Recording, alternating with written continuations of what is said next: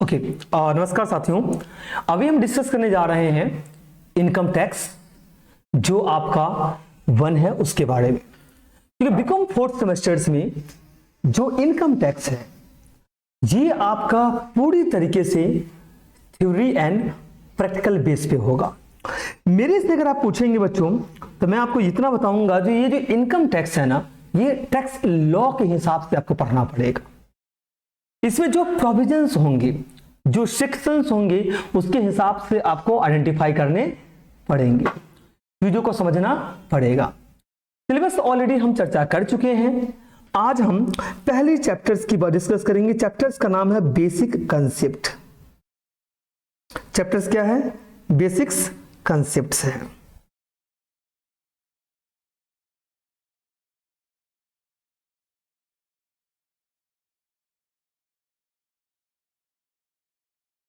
Okay, chapter क्या है बच्चों? बेसिक कंसेप्ट्स हैं।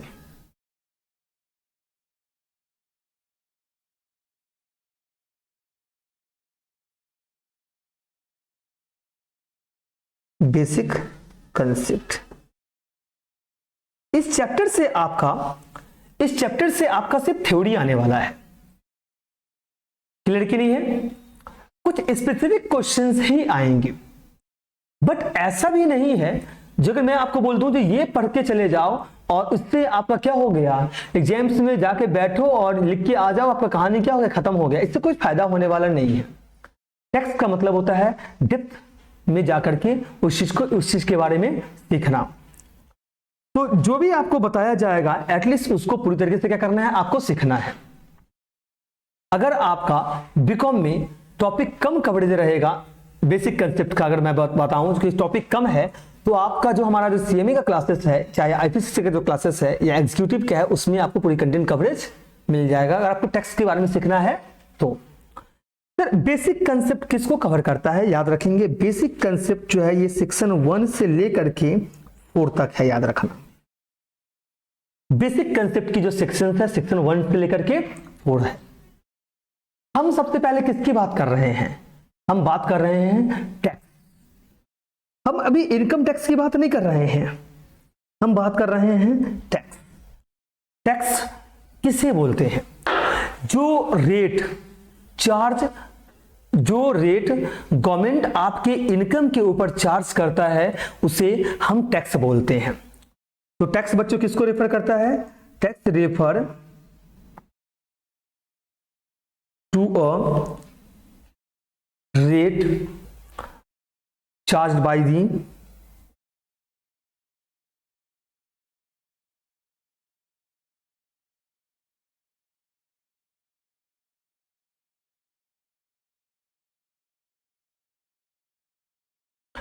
governments on income। रिपीट कर रहा हूं, टैक्स किसको रेफर कर रहा है? गवर्नमेंट जिस इनकम के ऊपर जो रेट चार्ज करता है उसे हम टैक्स बोलते हैं। यानी गवर्नमेंट जो आपके इनकम के ऊपर कर की वसूली करता है उसे हम टैक्स बोलेंगे। तो गवर्नमेंट के द्वारा जो इनकम के ऊपर रेट चार्ज किया जाता है उसे हम टैक्स बोलते हैं। सर और किसके ऊपर ये रेट चार्ज करता है? गवर्नमेंट इनकम के ऊपर ये रेट चार्ज करता है। गवर्नमेंट ये रेट चार्ज करता है प्रोडक्ट के ऊपर। इसके ऊपर प्रोडक्ट, यानी कौन सा प्रोडक्ट? Physical product. कौन सा प्रोडक्ट? Physical product. या गवर्नमेंट रेट चार्ज करता है सर्विस के ऊपर, इसे हम टैक्स बोलेंगे। टैक्स रेफर करता है rate charged by the government on income, product and service. यानी गवर्नमेंट के द्वारा जो टैक्स यानी कि जो रेट चार्ज किया जाता है इनकम के ऊपर, प्रोडक्ट के ऊपर और सर्विसेज के ऊपर, उसे हम टैक्स बोलते हैं। यहां तक कंसेप्ट क्लियर है? ना ही मैंने इनकम टैक्स बोला, ना ही मैं इनडायरेक्ट टैक्स बोला, मैं सिर्फ टैक्स की परिभाषा आपको समझाया। यानी गवर्नमेंट आपकी इनकम के ऊपर, प्रोडक्ट के ऊपर या सर्विसेज के ऊपर जो रेट चार्ज करेगा उसे हम टैक्स बोलेंगे। क्लियर कि नहीं है? अगर आप टैक्स पे करने से रिफ्यूज कर देते हो आप टैक्स पे करने से क्या करते हो, रिफ्यूज करते हो, तो as per income tax act के अनुसार इसको पनिशेबल माना गया है। क्या माना गया है, पनिशेबल माना गया है, जहां पर फाइन भी लग सकता है और साथ ही साथ आपको इम्प्रिजनमेंट यानी कि जेल भी हो सकता है। जब टैक्स की बात आता है तो हम ये समझना पड़ेगा जो टैक्स की जरूरत क्या है। गवर्नमेंट जो ये बजट निकालता है तो बजट डेफिसिट होता है, यानी गवर्नमेंट को पैसे की जरूरत पड़ता है। तो गवर्नमेंट का जो मेजर रिसोर्सेस है जहां से गवर्नमेंट फंड कलेक्ट कर सकता है वो टैक्स ही है, जिसमें से डायरेक्ट टैक्स सबसे बड़ा टैक्स का एक माध्यम बन जाता है, जहां पर गवर्नमेंट को टैक्स के जरिए फंड मिलता है और फिर उस फंड से वो अपने रिसोर्सेस को पूरा करता है, पब्लिक के लिए काम करता है, पब्लिक के लिए रोडवेज बनाता है, इंफ्रास्ट्रक्चर्स को डेवलप करता है, आर्म्स एंड एम्यूनिटी जो है उसको, डिफेंस सेक्टर्स को मजबूत करता है, सब्सिडी आपको प्रोवाइड करने का काम करता है, स्पेसिफिक इकोनॉमिक जोन है उस एरिया को डेवलप करता है, आपकी स्टैंडर्ड ऑफ लिविंग को ग्रो करने में गवर्नमेंट के द्वारा मदद किया जाता है। गवर्नमेंट जो आज मॉडर्न टेक्नोलॉजी को यूज कर रहा है वो फंड के वजह से ही कर रहा है। ये सारे जो इंफ्रास्ट्रक्चर को डेवलप किया जा रहा है, रोडवेज बेहतर किया जा रहा है, बायो सेक्टर्स को इंप्रूव किया जा रहा है, चाहे ग्रीन एनर्जी लाया जा रहा है, एआई के ऊपर काम किया जा रहा है, ये सब कहीं ना कहीं टैक्स के जरिए हो पाया है। हमारे और आपके जो लाइफ में बदलाव जो आया है, हमारी और आपकी जो लाइफ की जो रहने का तरीका बदल चुका है, ये टैक्स के माध्यम से दिया गया पैसा गवर्नमेंट के द्वारा है, जिसके जरिए क्या हो चुका है, इतना सब कुछ बदल रहा है। गवर्नमेंट जो हमारे लिए काम कर रहा है, गवर्नमेंट जो अलग अलग जगह प्रोजेक्ट लगा रहा है, गवर्नमेंट जो पब्लिक और प्राइवेट सेक्टर्स के लिए बहुत सारे रिसोर्सेस ओपन कर रहा है, इसके पीछे गवर्नमेंट के पास में आया हुआ फंड है जो टैक्स के माध्यम से आया है। जब हम बात करेंगे 1994 में और हम बात करते हैं उस सिम कार्ड का और बात करते हैं उस वक्त में जो मोबाइल फोन्स, उस वक्त में जो टेलीफोनिक था और आज के टेलीफोन का जो हम बात करते हैं मोबाइल फोन्स का, उन दोनों में जमीन आसमान का क्या है, फर्क है। उस वक्त के कॉल दर की हम बात करते हैं 2002 2005 की, 2008 की कॉल दर की, और आज 2024 की कॉल दर की बात करेंगे, वो क्या हो चुका है, बदल चुका है।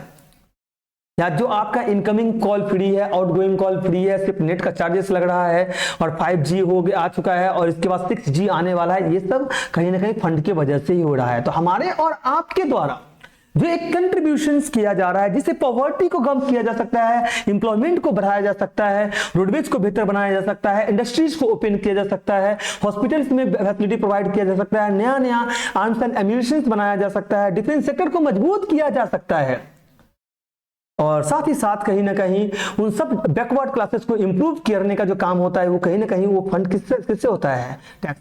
गवर्नमेंट जो बजट बनाता है, आम बजट जब निकालता है, उसके लिए फंड की जो रिक्वायरमेंट होती है वो फंड कहां से आता है, टैक्स के माध्यम से ही आता है। क्लियर के लिए है। तो जो भी आप इनकम, प्रोडक्ट और सर्विस के जरिए पेमेंट करते हो गवर्नमेंट को एक रेट के रूप में, यानी कि फिक्स परसेंटेज होता है, उसके हिसाब से जो पेमेंट करते हो उसे हम टैक्स बोलते हैं। और साल भर साल अमेंडमेंट आता है, चीजों में बदलाव आता है, तो टैक्स के रेट में भी बदलाव आता है, बहुत सारे नए नए सेक्शंस आते हैं, बहुत चीजों में बदलाव आता है। गवर्नमेंट क्या करता है, हमेशा कुछ ना कुछ बदलाव करते रहता है टैक्स में। तो ये भी आपको सीखने को मिलेगा जो क्या चल रहा है और किस तरीके से इकोनॉमी रनिंग हो रहा है, ये आपको समझ में आ जाएगा टैक्स के जरिए। समझ में आ रहा कि नहीं आ रहा है।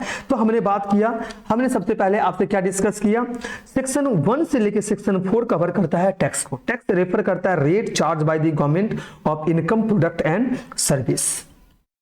अब ये जो टैक्सेस है, टैक्सेस को बच्चों दो ब्रॉड कैटेगरी में बांट दिया गया है। पहला है डायरेक्ट टैक्स। डायरेक्ट टैक्स को हम इनकम टैक्स भी बोलते हैं, और दूसरा है इनडायरेक्ट टैक्स।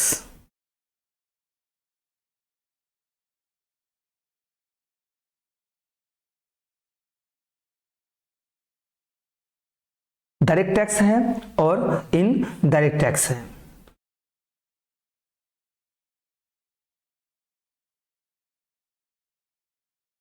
क्लियर है। डायरेक्ट टैक्स क्या होता है, यानी कि जो इनकम टैक्स है वो क्या होता है, ये समझिएगा। ये इनकम टैक्स क्या होता है,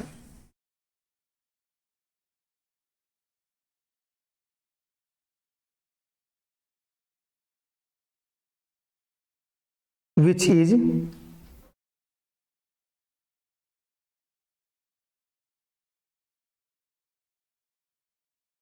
imposed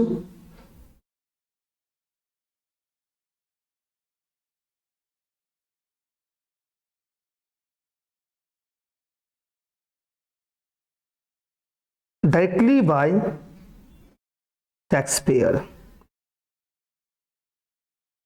which is imposed directly by taxpayer. Direct tax क्या है? Which is impose directly by taxpayer. Sir इसका मतलब क्या है? जिसके द्वारा अर्निंग किया जाएगा उसी के द्वारा वो टैक्स पे किया जाएगा।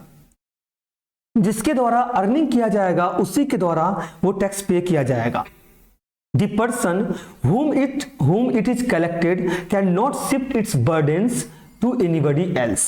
जो पर्सन अपनी बर्डन किसी और को क्या नहीं कर सकता है? शिफ्ट नहीं कर सकता है। सिंपल वर्ड में समझिएगा, मैंने इनकम अर्न किया, मुझे उस इनकम के ऊपर टैक्स पे करना पड़ेगा। मतलब मैं टैक्स की बर्डन आपके ऊपर शिफ्ट नहीं कर सकता हूं, इसीलिए इसे इनकम टैक्स बोलता है।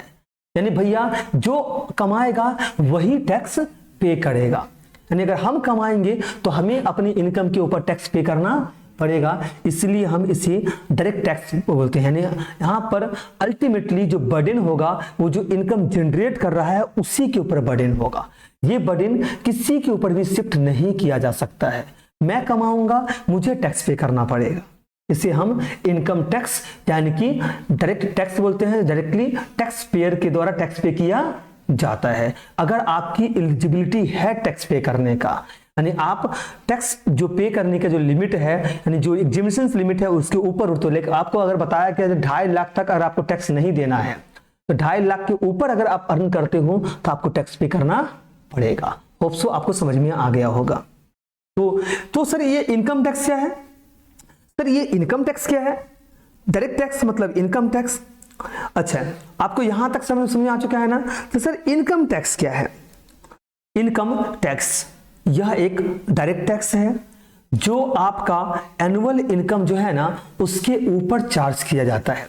सर एनुअल इनकम मतलब किसकी इनकम? सर एसएससी का इनकम।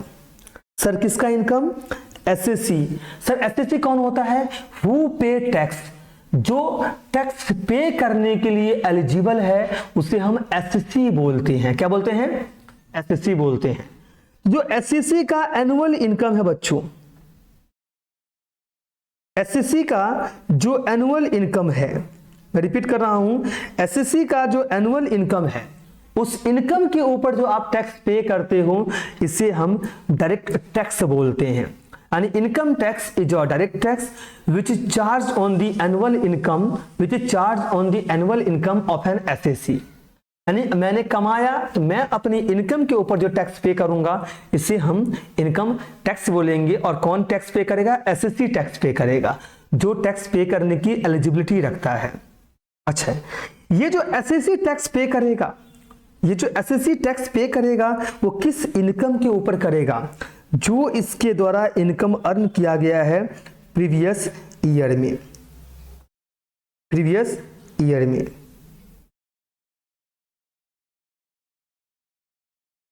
जो इसके द्वारा इनकम अर्न किया गया है प्रीवियस ईयर में। कब अर्न किया गया है? प्रीवियस ईयर में। जो इसके द्वारा इनकम अर्न किया गया है प्रीवियस ईयर में, यानी कि एक एसएससी जो पिछले साल अर्न करता है ताकि वो इस साल टैक्स पे कर सके उसे हम एसएससी बोलते हैं बच्चों। और ये एसएससी जो टैक्स पे करता है ये अपने एनुअल इनकम के ऊपर टैक्स पे करता है। अच्छा, ये जो इनकम टैक्स है याद रखिएगा, ये जो इनकम टैक्स है ये मेन सोर्सेस है। ये क्या है बच्चों? मेन सोर्सेस है किसका? सेंट्रल गवर्नमेंट का। सेंट्रल गवर्नमेंट का जो मेन कमाई आता है वो कहां से आता है? इनकम टैक्स से आता है। यानी इनकम टैक्स कलेक्ट करने का जो अधिकार है वो सेंट्रल गवर्नमेंट का है। किसका है? सेंट्रल गवर्नमेंट का है, राज्य सरकार का नहीं है, याद रखना। और इनकम टैक्स एक्ट जो है वो रेगुलेट कब हुआ था? इनकम टैक्स एक्ट रेगुलेट हुआ था 1961 में, याद रखना। इनकम टैक्स एक्ट बच्चों कब रेगुलेट हुआ था? 1961 में इनकम टैक्स रेगुलेट हुआ था 1961 में। Which is applicable through out India, यानी कि पूरा है। और ये कैम इनटू फोर्स, ये आया कब है? कैम इनटू फोर्स का मतलब होता है जनरल पब्लिक के लिए अप्लीकेबल होना। ये सर आया था 1 अप्रैल 1962 में, 1 अप्रैल 1962 में, 1 अप्रैल 1962 में। और सबसे ओल्डेस्ट जो हमारा एक्ट था इनकम टैक्स का, ओल्डेस्ट इनकम टैक्स एक्ट था वो 1922 का था, 1922 का था बच्चों। क्या है? 1922 का था, 1922 का था। अब जो मैं इसमें बताऊंगा वो क्या है बच्चों, याद रखिएगा। ये ऑपरेट किसके द्वारा होता है? मिनिस्ट्री ऑफ फाइनेंस के द्वारा होता है। किसके द्वारा होता है? Ministry of finance. Ministry of finance में एक डिपार्टमेंट है, उसका नाम है सीबीडीटी,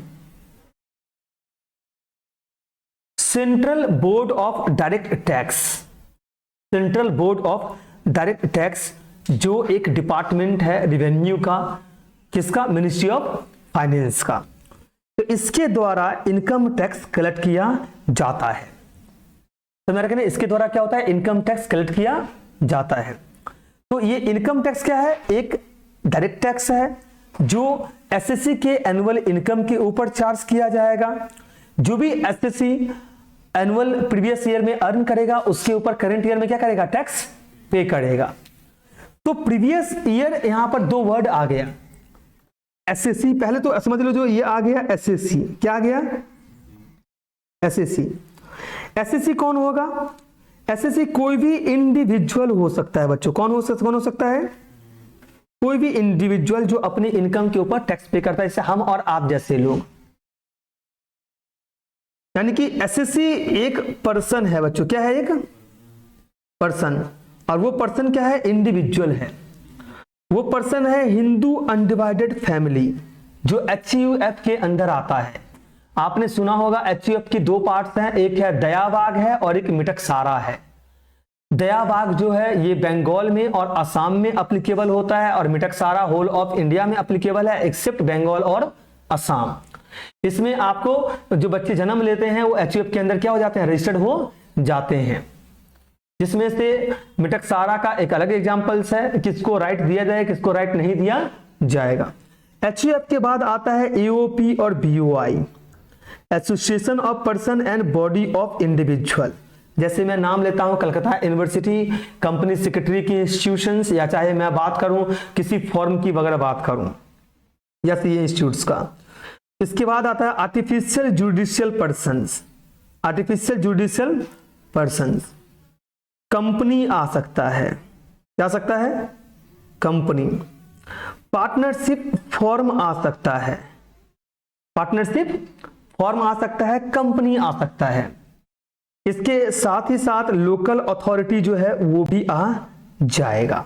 इसमें पर्सन्स में तो हो सकता है एग्जाम्स में आपको बोल दे डिफाइन पर्सन, आता है एग्जाम्स में question. Individual, HUF, AOP, BOI जो हमारा कंपनी है ये सब, उसके बाद पार्टनरशिप फॉर्म है, और चाहे आपका लोकल अथॉरिटी है, ये सब आ जाएगा।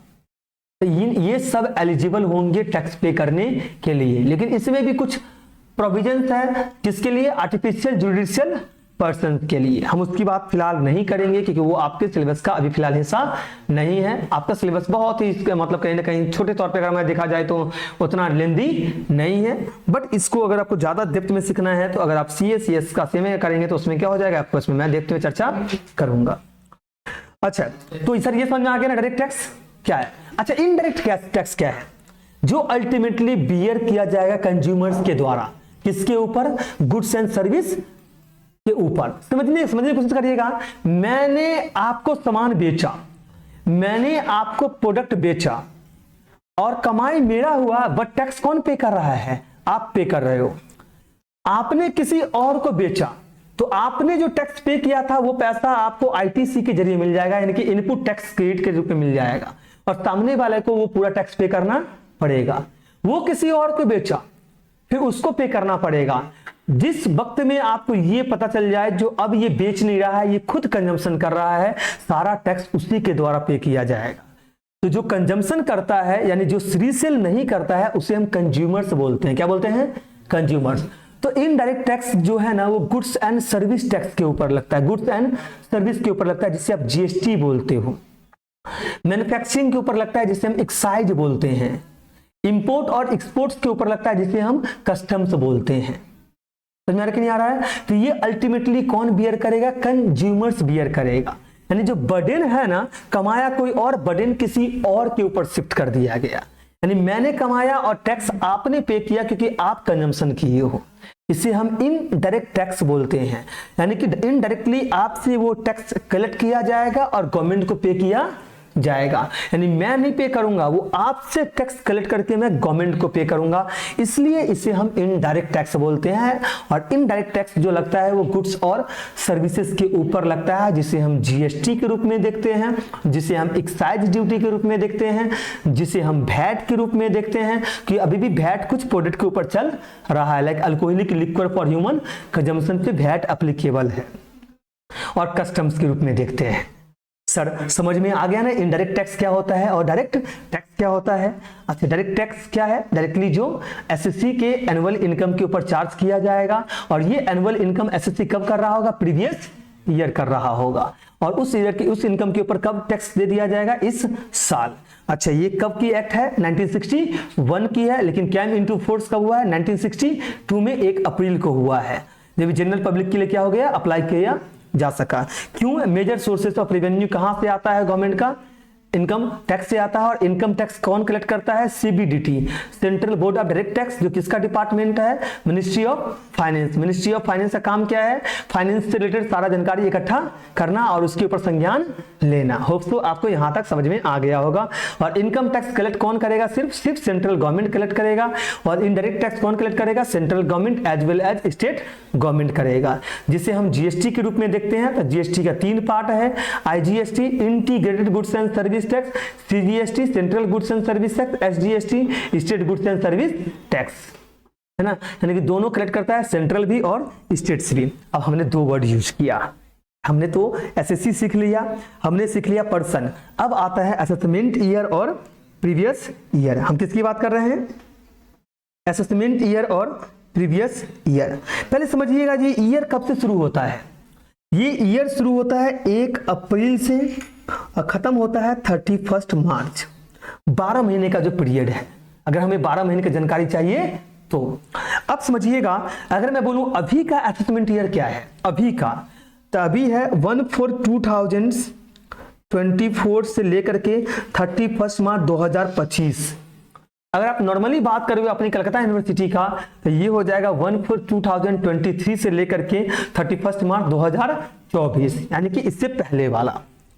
तो सर 1/4/2024 से लेकर के 31 मार्च 2025 के बीच में जब आप टैक्स पे करते हो, जब क्या करते हो आप? टैक्स पे करते हो। अब वह टैक्स जो पे किया गया है वो प्रीवियस ईयर के इनकम के ऊपर किया गया है, उसे हम असेसमेंट ईयर बोलते हैं। यानी जो प्रीवियस ईयर में हमने कमाया, जो प्रीवियस ईयर में हमने कमाया उस इनकम के ऊपर जब हम असेसमेंट ईयर में टैक्स पे करते हैं, उसे हम बच्चों क्या बोलते हैं? असेसमेंट ईयर बोलते हैं। यानी सिंपल सी बात, जिस साल आप टैक्स पे करोगे वो असेसमेंट ईयर है, जिस साल आप इनकम अर्न करोगे वो प्रीवियस ईयर है। तो मैंने क्या बोला? जिस साल हम टैक्स क्या करने वाले हैं? पे करने वाले हैं, वो असेसमेंट ईयर है। और जिस साल हम इनकम अर्न करने वाले हैं, इनकम अर्न करने वाले हैं, वो प्रीवियस ईयर है। तो प्रीवियस ईयर कब का होगा? 1 अप्रैल 2023 से लेकर के 31 मार्च 2024।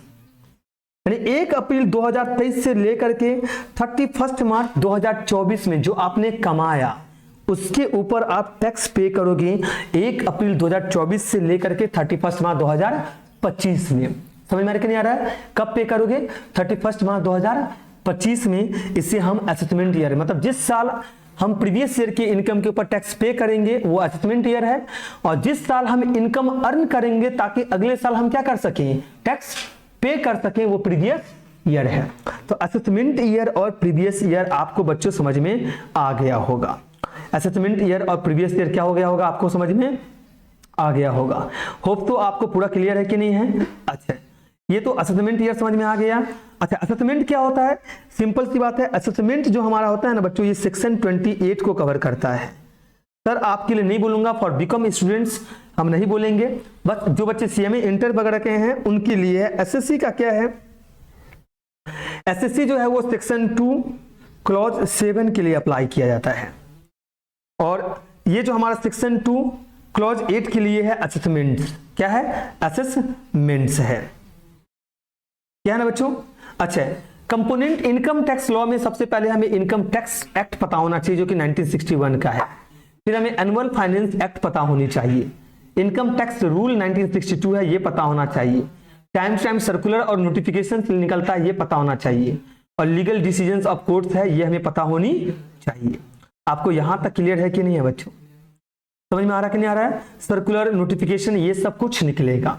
इनकम की बात, इनकम क्या होता है, जो प्रॉफिट के रूप में अर्न कर रहे हो, जो सैलरी के रूप में अर्न कर रहे हो, जो डिविडेंड के रूप में अर्न कर रहे हो, जो वॉलंटरी कंट्रीब्यूशंस के रूप में अर्न कर रहे हो, या जो आपकी एम्प्लॉयर से बेनिफिट्स मिल रहा है, एम्प्लॉयर जो आपको पे कर रहा है, जो आप एसेट्स को बेच करके कमा रहे हो, ये सब कुछ क्या है, इनकम है। ये सब कुछ क्या है बच्चों, इनकम है। क्लियर करें, इस सब चीज के बारे में भी हम चर्चा करेंगे, आने वाले वक्त में चर्चा करेंगे। क्लियर करें, चाहे वो इनकम ड्यू बेसिस पे हो, चाहे वो इनकम हमारा एक्रूअल बेसिस पे हो, तो वो हमारा क्या हो जाएगा, इनकम हो जाएगा। चाहे वो इनकम कैपिटल रिसिप्ट के रूप में हो, चाहे वो इनकम रेवेन्यू रिसिप्ट के रूप में हो, ये क्या हो जाएगा, इनकम हो जाएगा। क्लियर कि नहीं है। बट वो इनकम कहाँ होना चाहिए, इंडियन टेरिटोरियल वाटर, यानी कि इंडिया में होना चाहिए। इंडिया को भी डिफाइन किया गया है सेक्शन 2 क्लॉज 25A, यानी कि जो टेरिटरी इंडिया में आता है आर्टिकल 1 के अंदर, उसके अंदर जो इनकम अर्न करते हो, अगर आप बाहर में इनकम कमा रहे हो और उस इनकम को कहां पर भेज रहे हो, इंडिया में, तो वो भी टैक्सेबल माना जाएगा। बाहर में आप बिजनेस चला रहे हो, कंट्रोल कहां से कर रहे हो, इंडिया में, तो भी उसको टैक्सेबल माना जाएगा। अच्छा, अब ये टैक्स किसको पे करना पड़ता है, इसके लिए हमें पढ़ना पड़ता है हेड्स ऑफ इनकम। क्या करना पड़ता है, heads of income. Sir heads of income को कहां पर डिफाइन किया गया है, सेक्शन 14 में, याद रखना कहां पर डिफाइन किया गया है। आपको टोटल इनकम, यानी एक इंडिविजुअल की जो टोटल इनकम है, एक इंडिविजुअल की जो टोटल इनकम है, उसकी कैलकुलेशन कैसे करोगे, आप 5 हेड की इनकम को जोड़ दोगे। उसमें सबसे पहला हेड आएगा income from salary.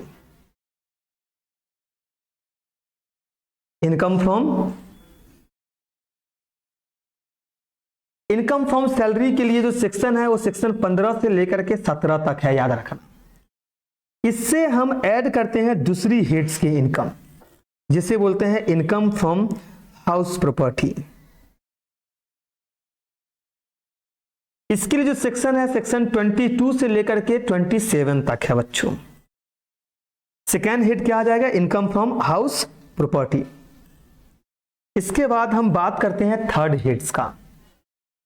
Third head है PGBP, profit and gains business and profession. जो इनकम आपको अर्न किया गया बिजनेस से या अथवा प्रोफेशन से, इसके लिए सेक्शन 28 से लेकर 44D तक है।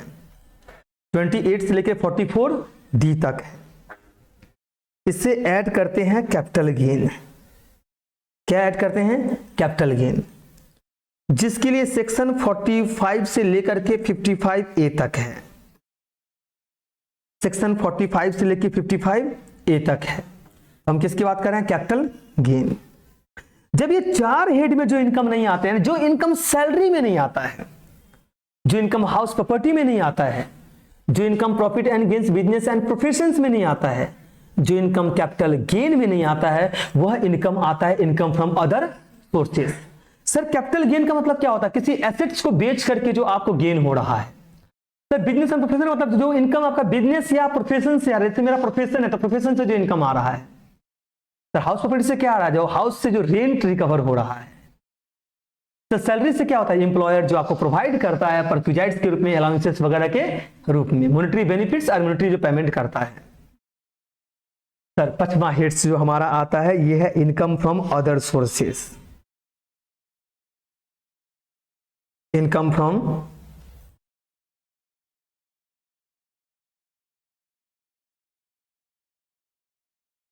सर ये सेक्शंस क्या होता है 56 से लेकर के 59 तक है। 56 से लेकर कितना है 59 तक है। कोई दिक्कत है आपको यहां तक? सर एग्जांपल दीजिए, बैंक में हमने पैसा जमा किया और उससे हमें इंटरेस्ट मिल रहा है। लॉटरी खरीदा, लॉटरी लग गया मेरा, और सर्विस में हमें पैसा आया, तो क्या ये इनकम सैलरी से आया हुआ है क्या? इंटरेस्ट का पैसा क्या हाउस प्रॉपर्टी से रिलेटेड है क्या? इंटरेस्ट का पैसा क्या बिजनेस या प्रोफेशन का पैसा है क्या? इंटरेस्ट का पैसा एसेट्स को बेच करके आया है क्या? तो नहीं आया। तो कहां आएगा? Income from other sources. तो इन सब इनकम को अगर ऐड कर देंगे तो क्या निकल जाएगा? टोटल इनकम निकल जाएगा। होप सो अब आपको समझ में आ गया होगा। इसके बाद अगला क्लास में हम चर्चा करेंगे रेट ऑफ इनकम टैक्स और उसकी कैलकुलेशन या बाकी सारे टॉपिक का। क्लियर कि नहीं है? थैंक यू सो मच बच्चों।